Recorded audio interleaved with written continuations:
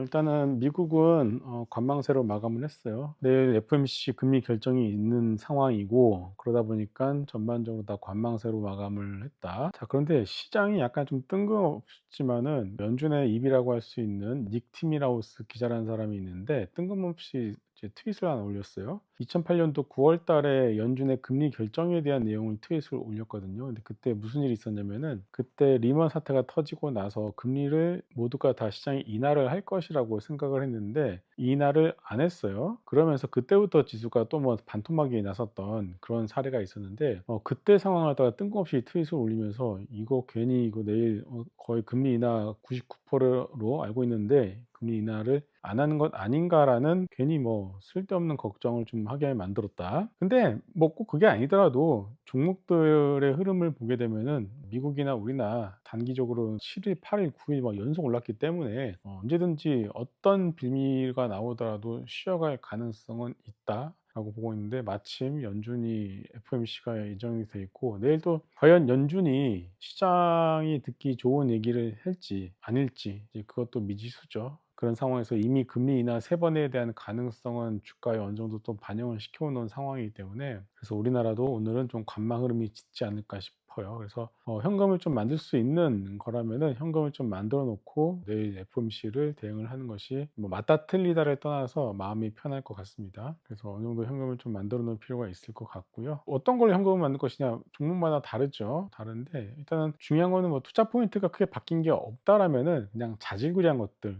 '아 시장의 주도 섹터, 주도주는 아니겠구나.'라는 생각이 드는 종목들이 있으면은 그냥 약손절을 하더라도 그냥 쳐내고 현금을 만드는 것이 나쁘지 않을 것 같습니다. 그래서 굳이 주도주, 주도 섹터라면은 굳이 막 그거를 차익 실현까지 해 가면서 현금을 만들어야 하는 생각도 있어요. 근데 그건 뭐 각자 개인 판단에 의해서 하면 될 것 같고, 그래서 일단은 기본적으로 오늘 하루는 관망세 혹은 뭐 소폭 차익 실현 정도로 대응을 이제 하면 될 것 같고, 내일 금리 결정을 보고 나서 또 구체적인 어떤 전략을 다시 한번 수립을 할 필요가 있다. 하지만 좀 더 큰 그림에서 중장기적 흐름에서만 놓고 본다라면은 여전히 시장은 강한 상승세의 그 중간 과정에 있다라고 생각을 합니다. 하지만 만약에 조정이 연준에서 어떤 시장이 듣고 싶어 하는 말을 안 해 주면 조정이 나온다라면은 그 조정은 한 2-3 주간 나올 수도 있기 때문에 그 점도 참고하시면 될 것 같습니다. 이상입니다.